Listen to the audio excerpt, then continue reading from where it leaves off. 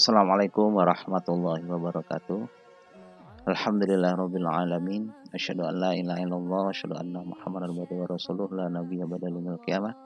Allahumma shalli ala Muhammad wa ala ali Muhammad. Mahasiswa dan mahasiswi untuk kuliah usul fikih, kita mulai pertemuan pertama ini tentu saja dengan mempelajari definisi ya. Sebab kita harus memulai hal ini dengan definisi supaya tidak kita nanti terlalu keluar dari topik dan juga tidak terlalu lari daripada inti pembahasan. Sebenarnya apa sih usul fikih itu dan apa gunanya kita mempelajari ini? Usul fikih itu terdiri dari dua kata. Pertama usul atau asal dalam bahasa Arab dan fikih. Usul atau asal dalam bahasa Arab itu artinya dasar ya. Atau dalam bahasa Arab mayubna alaihi ghairuhu, sesuatu yang dibangun di atasnya. Jadi kalau misalnya pondasi gitu ya, kita bangun bangunan di atasnya, nah pondasi itu artinya adalah asal. Nah nanti dikenal dalam perjalanan selanjutnya ilmu ini adalah hukum asal. Misalnya apa hukum asal manusia, apa hukum asal ibadah wajib, apa hukum asal puasa wajib, apa hukum asal nikah mubah. Loh, kenapa mubah? Itulah kita pelajari nanti bagaimana ulama mengambil hukum dari hukum wajib, sunnah, dan mubah. Itu namanya asal. Sedangkan fikih secara bahasa artinya adalah al-fahmu, pemahaman. Ya, jadi pemahaman dari Quran dan Sunnah.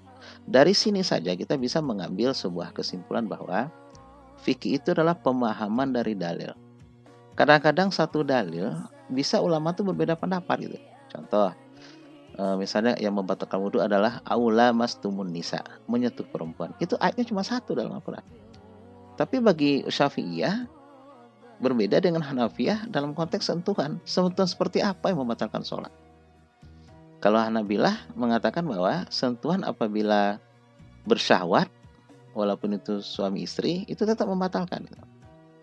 Nah, ada lagi yang mengatakan selama dia bersentuhan, sengaja tidak sengaja, kalau Hanafi mungkin yang tidak sengaja tidak membatalkan. Kalau Syafi'i sengaja tidak sengaja, banyak sedikit, itu membatalkan. Padahal ayatnya satu itu, aula mastumun nisa. Nah, atau ayat yang kita contohkan adalah tentang menyapu kepala. Ya, ya lazina amanu iza kuntum milas shalah faksilu wujuhakum wa arjulakum wamsahu biruusikum. Al-Qur'an mengatakan usaplah kepalamu. Bayangkan ya, ini pemahaman dari dalil. Nah, kadar mengusap berbeda pendapat ulama. Ada mengatakan seluruh kepala, seluruh rambut itu harus diusap sampai ke belakang, balik lagi ke depannya. Ada mengatakan cukup separuh. Ada mengatakan seperempat. Ada mengatakan minimal 3 helai rambut seperti kita setelah melakukan haji dan umroh kita tahallul. Karena Rasulullah pernah dilihat oleh sahabat Nabi ketika musim dingin Rasulullah berwudu hanya membasahi bagian depan kepala beliau, mengangkat imamah atau surban beliau. Lo bayangkan pemahaman dari dalil. Ya begitulah namakan hukum fikih. Jadi kalau kita ada perbedaan pendapat tentang kunut subuh dan tidak, ya terimalah dengan lapang dada ya. Sebab ini adalah perbedaan ulama manadul. Nah, hukum fikih itu adalah ilmu tentang hukum yang berkaitan dengan perbuatan manusia. Al-ilmu bi ahkami syar'iyatil amaliyah. Jadi perbuatan dengan perbuatan manusia antara manusia. Ini tidak ada kaitannya dengan akidah ya.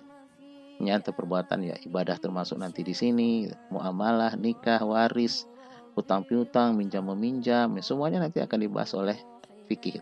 Inilah fikih nanti digabung dengan usul fikih gitu ya. Jadi fikih ini adalah al-ahkamu syar'iyatil amaliyatil ya min adillatiha tafsiliyah, dari dalil-dalil yang terperinci. Jadi dari fikih itu nanti kita dapat mengetahui hukum, kenapa ini haram, kenapa ini makruh, kenapa ini mubah gitu. Kenapa ini tidak dibolehkan oleh agama, kenapa ini dibolehkan gitu. Apa hukum asalnya? Itulah sebenarnya yang dipelajari oleh ilmu usul fikih. Jadi usul fikih ini sebenarnya kalau kita analogikan ya, usul fikih ini adalah seperti apoteker ya yang meracik obat gitu. Sedangkan yang menentukan kadarnya nanti itu adalah dokter. Nah, dokter itu fikih, sedangkan usul fikih itu adalah apoteker. Jadi obat ini cocok untuk orang ini, obat ini cocok untuk orang ini. Rasulullah saja ketika ditanya kadang-kadang beliau menjawab berbeda. Ya Rasulullah, boleh nggak saya mencium istri di bulan puasa? Karena Rasulullah melihat yang nanya tuh anak muda baru nikah, nggak boleh kata Rasulullah. Karena Rasulullah khawatir nanti akan melakukan hubungan di bulan Ramadan kan nggak boleh. Sedangkan kalau orang sudah tua, ya mungkin sudah usia lanjut ya, ya Rasulullah membolehkan itu. Karena mungkin sulit mereka untuk berhasrat. Nah ini kan salah satu contoh bahwa Rasulullah itu adalah seorang ahli fikih ya, dan juga ahli usul fikih. Jadi beliau bisa menentukan ini kadar untuk orang ini. Ya Rasulullah, ayul amal afdal, apa perbuatan yang paling afdal Rasulullah? Birrul walidaini. Kita Rasulullah tahu orang ini kurang menghormati orang tuanya. Ya Rasulullah, ayul amal afdal ya Rasulullah. As-salatu ala waktiha, di awal waktu kata Rasulullah. Nah inilah kan Rasulullah pernah juga berijtihad pada suatu tentu tentang hukum sebelum turun wahyu. Nah ini namanya juga usul fikih. Nanti kita belajar tentang apa itu ijtihad. Nah jadi usul fikih, kita gabung usul dan fikih itu menjadi ya, kalau dalam kitab-kitab fikih Bapak sengaja tidak nulis bahasa Arab ya, karena kita mungkin ada yang bukan dari pesantren ya. Jadi kita yang dari pesantren mungkin mohon pengertiannya ya. Jadi usul fikih itu adalah al-ilmu bil qawaidi wal buhts. Ilmu tentang kaidah-kaidah yang di level ulama dan pembahasan-pembahasan termasuk nanti qiyas dan ijma' alaziyah tawassalu biha yang sampai kepadanya kepada hukum syar'an yang al-muktasabu min adillati tafsiliyah. Jadi ilmu dengan kaidah-kaidah dan penelitian. Jadi dalil itu nanti diteliti ulama. Misalnya dalil tentang alkohol. Ternyata dalam surat itu dijelaskan apa alkohol itu najis apa tidak. Ternyata dalam Al-Quran dijelaskan innamal khamru wal maisiru wal azlamu wal ansabu rijsun, bukan najisun gitu. Rijis artinya kotor, sama dengan patung yang disembah oleh agama lain, sama dengan kartu domino yang dipakai untuk judi. Kalau kita santu tidak membatalkan wudhu. Berarti alkohol tidak bisa membatalkan wudhu, sebab sama dengan al-khamru pada saat itu. Dia hanya cairan, tapi kalau diminum berdosa. Tapi kalau dipakai untuk minyak wangi, dipakai untuk pengobatan, dibolehkan. Karena rijsun dalam surat Allah menyampaikan dalam Al-Quran. Nanti dari situlah dikeluarkan hukum yang berkaitan dengan hukum-hukum syar'i. Jadi intinya adalah usul fikih itu adalah ilmu tentang kaidah-kaidah. Nah, di sini Bapak berikan contoh sedikit tentang kaidah ya. Seperti misalnya al-amru bi syai'in amru bi wasailihi. Ini harus ditulis bahasa Arab ini. Perintah terhadap sesuatu berarti perintah juga untuk wasilahnya. Nah, misalnya sederhana Bapak beri contoh gini ya. Besok kalian harus mengumpulkan makalah tentang usul fikih. Nah, perintah Bapak itu juga termasuk perintah ngetik, mencari bahan gitu ya. Nah, di sini juga jelas bahwa orang mengatakan, Ustaz, mana perintahnya wajib sholat? Sebab kalau Allah memerintahkan sesuatu, berarti Allah juga memerintahkan dengan cara-caranya. Misalnya, ketika Allah memerintahkan kita sholat, aqimus sholat, berarti itu juga perintah untuk belajar sholat.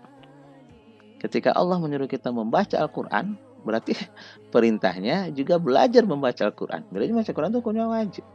Karena sebuah perintah turun, itu berarti perintah untuk hal-hal yang mewujudkan perintah itu terjadi. Ya, seperti itu ulama usul fikih mengeluarkan sebuah kaidah ya.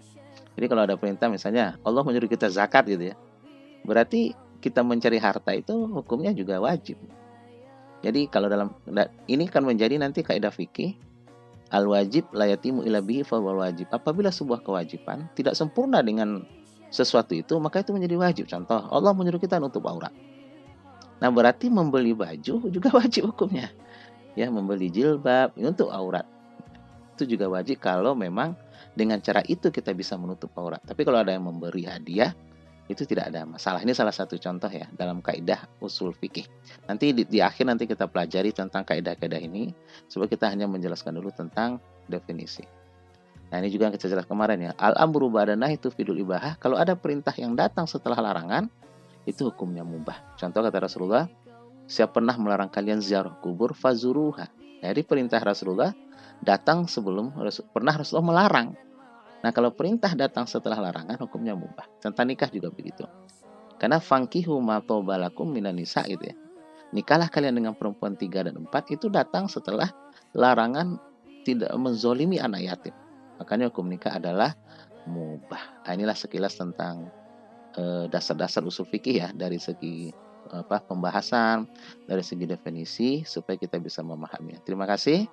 Alhamdulillahirabbil alamin. Subhanakallahumma wa bihamdika asyhadu an la ilaha illa anta astaghfiruka wa atubu ilaika. Assalamualaikum warahmatullahi